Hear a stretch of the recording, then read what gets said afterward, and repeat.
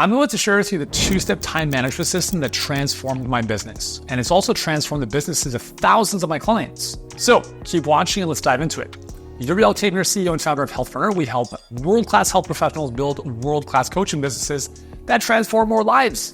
And here's the deal, is if you can't manage your time, you're not going to grow a great business, because the reality is I don't have more time than you do. I don't have more time than Bezos does, right? But there are things that people who make the most amount of money do differently with their time than everyone else. So if you're watching this, you're either a super busy health professional, coach, or entrepreneur who wants to get more bang for your buck. Maybe you have a family like I do. I've got 4 boys. I don't have all day to just sit by my computer. So I want to make the most efficient use of my time, and I'm sure you do as well. Now, as a starting point, I'm going to give you a little exercise. We call this EHR, or your effective hourly rate. Now, here's what I want you to do. I want you to think of your income from last year. Okay, so how much money did you make last year? Okay, in your business. And then divide that by 2,000, which is roughly the number of hours you would have worked. So as an example, let's say that you made $100,000 last year, and we divide that by 2,000 hours, and that is going to give you an effective hourly rate of $50 per hour. Now that's shocking, if we're being honest. As a business owner, to be making $50 an hour, yeah, it's not really that encouraging, right? So what I want you to think about is, when you look at what you're doing with your time, what can we do with our time that is going to make us not $50 an hour, but $500 an hour, or even $5,000 an hour? And that's what I want to share with you here in this two-step time management system. So what does this look like? Now, I want to provide a bit of context. So this is going to be very applicable for you if you're somebody who has a combination of responsibilities in your business. Perhaps you're coaching clients, you are also on the phone with people, maybe managing team, and you're also creating things. Maybe you're creating content, you're creating assets, you're creating processes in the business. So there are 2 phases or 2 hats that we have to wear.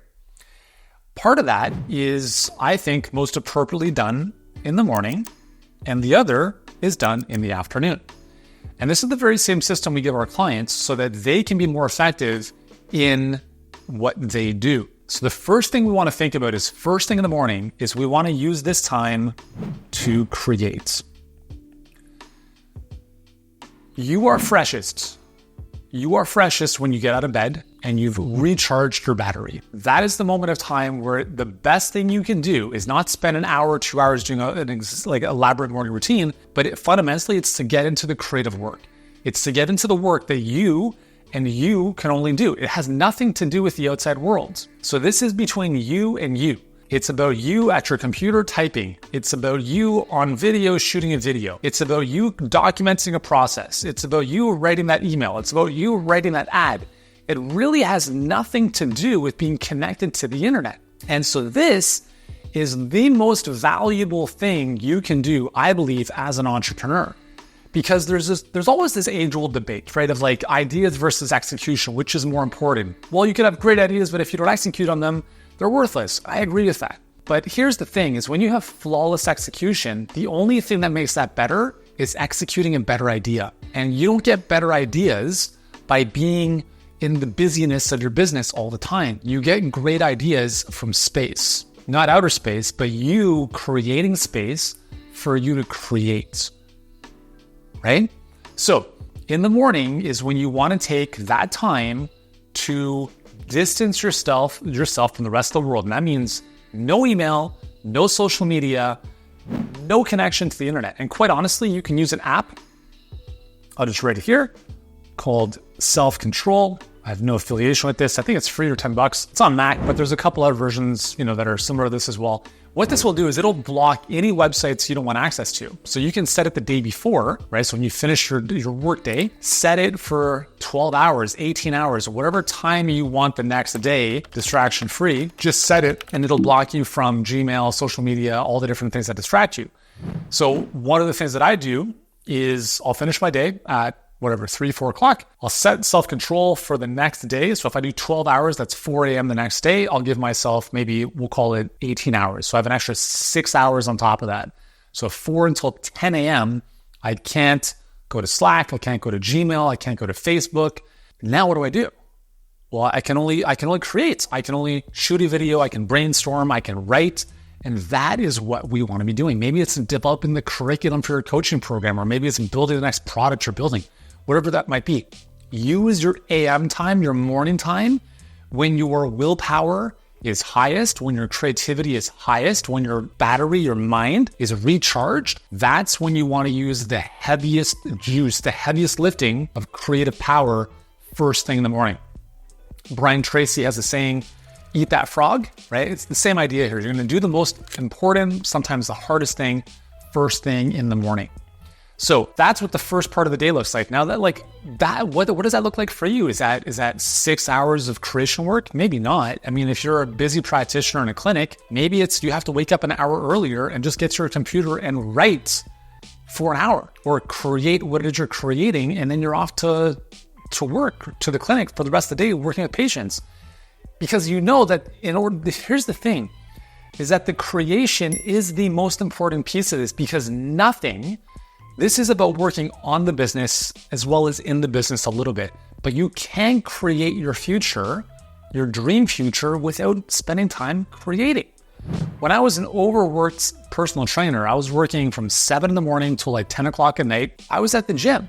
So what did I do? I took an hour at lunch and I locked myself in a room and I started creating. I didn't know what the hell I was doing, but I was creating something. And it's the same thing with you. So whatever the situation is, I would recommend first thing in the morning to spend that time creating, whether it's an hour, 2 hours, 5 hours, wherever you have, block it off in your calendar between you and you create. Maybe it's writing the book, or it's writing the emails, writing whatever it is, just create, okay? The second half of the day is about connecting. So this is where you're going to connect with clients, patients, team members, vendors, suppliers, partners, whatever it is. This is you and the outside world. This is you potentially leading and managing other people. This is you coaching clients on a coaching call. This is also you doing sales calls or discovery calls or appointment visits, okay? Now, I would strongly recommend you use this later in the day as much as humanly possible, because the real value in what you bring to this world is not necessarily in the connecting side of things. With a certain degree of salt, not degree of salt, but a pinch of salt around that. In the world, like if you're a sales rep, yes, the most important thing you can do is do sales calls, okay? But I'm talking about you as the business owner. There are seasons in your business, and there will be times where, you have to take on more discovery calls, more sales calls, and that's going to be potentially the most important bulk of your time for a season. But in the grand scheme of things, in the big picture, if you're not creating assets, which are things that work independent of your effort, if you are not creating content, which again is another form of leverage, if you're not creating systems, which again is another form of leverage, assets, content, and systems are all forms of leverage. You have to take time to build these so that when you are connecting, you at least have something working underneath you. The problem in a service-based business, like a coaching or practitioner type of business, is that almost all of the time is spent connecting. It's working with patients, working with clients, but then there's no building of infrastructure beneath that. So that if you take a week off, nothing happens. It's like you have a job that you've paid for. You purchased a clinic, you bought a business, but you are the one working in the business. You don't have a business. You have a job that you purchased. So we have to understand that the connecting piece is important, and then looking at the season of business you're in to say, okay, is this the most important part of my time? And depending on the size of your team. So for instance, in our business, I spend most of my time creating, and Bella, who's our director of operations, spends most of her time connecting. Her calendar is loaded with meetings because that's the most important thing for her to do. The amount of creation time she has is much smaller. But for me, it's the opposite. I have connect later in the day, typically after lunch, and then all my mornings are for creating. Now, my Mondays I use for most of my meetings. So most of my meetings are on Mondays, and I have a few sprinkled out throughout the week, later in the day. But for the most part, most of my calendar is pretty bare. I don't have a lot of stuff in my calendar. I don't have 15-minute increments mapped out. I can't stand that. And if you're like me, you probably feel the same way.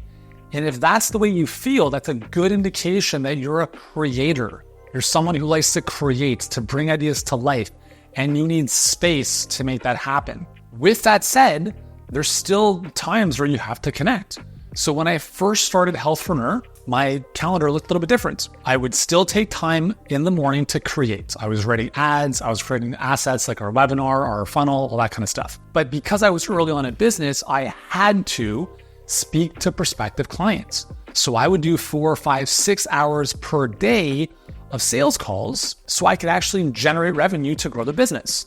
Now, I also knew I wasn't going to do that for the rest of my life, but I had to do it for a season to grow the company. And I did that from, we went from 0 to 7 figures in the space of 7 weeks. So I was like, busting my chops for a bit, but I also knew that I couldn't just do that. I had to continue creating first thing in the morning. Now, although initially, maybe the ratio of create to connect was a little bit out of whack for me personally, I had a lot more connect, let's call it 70-30 early on, because I had to sell, I had to bring people in. Now it's very different because I have a team around me and I have other people who do a lot of the coaching and a lot of the operations in the business.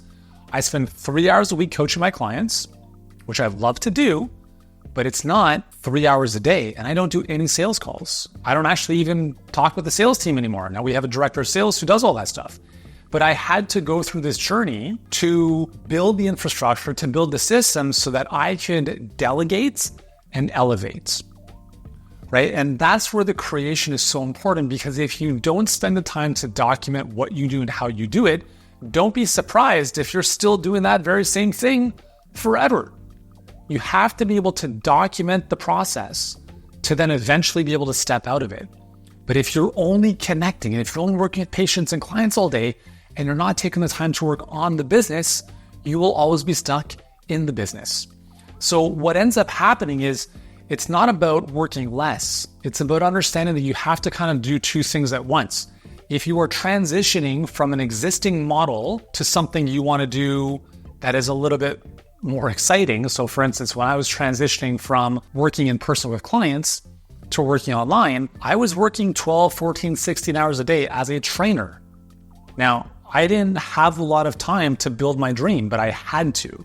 So I didn't find more time, I made time. In that block of the day, I said, okay, I need 1 hour minimum to start building the dream, right? So I was creating for the future. And that's what you have to do. You have to make a trade-off somewhere. Like if you're busy with patients or clients all day long, cool. You have to sacrifice something in there to create space to create your future. Because if you don't, nothing is ever going to change. And then over time, what's going to happen is that you'll have a bit more time to create. From that creation, you'll build more leverage in the form of assets, right? Assets could be emails, ads, content, funnels, webinars, things that will work for you from a marketing perspective. Maybe it's the products, the coaching curriculum, right? The lesson plans, the tutorial videos. Those are all part of the creation piece, right? So I have in our Health Business Accelerator program and our Online Authority Accelerator program, all of the trainings were created before, right? Like not today, I'm not doing them live. They were specific trainings that have been recorded like this. They're up in the portal along with walkthrough trainings, worksheets, frameworks. And now our clients can go through that on their own. So I don't have to be with them every single step of the way.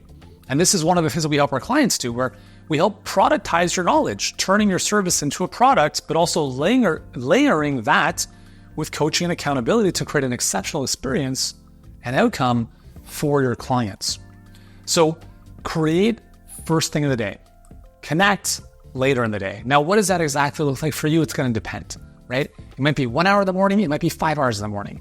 It might be 7 hours of connection, 2 hours to create. It really depends on where you are in your business. But if you are further along in business and you are the entrepreneur, and again, every entrepreneur is a little bit different, you might find yourself creating more and less time connecting. But if you are more operationally focused and you love people and managing and leading teams, as the leader of your business, you might be more connecting and a little bit less time creating. But whatever that is, and as your team grows, you're going to want to find people on your team who complement you, because you need to protect your calendar and protect your space and your time. So if that means more time creating, you need to have people who can spend more time connecting. And if you love connecting, you have to have at least another person or two or more to spend time creating in the business. So I hope this makes sense, but this is the two-step time management system that I have used over the years that has worked very, very well for me. And to this day, it's exactly what I use. It's exactly what I help our clients do. And from a client perspective, why this is important is because as a client, sometimes it can be easy to just jump on coaching calls to get support. Like we offer up to 5 coaching calls per day. Do I want my clients spending 5 hours a day on coaching calls? No.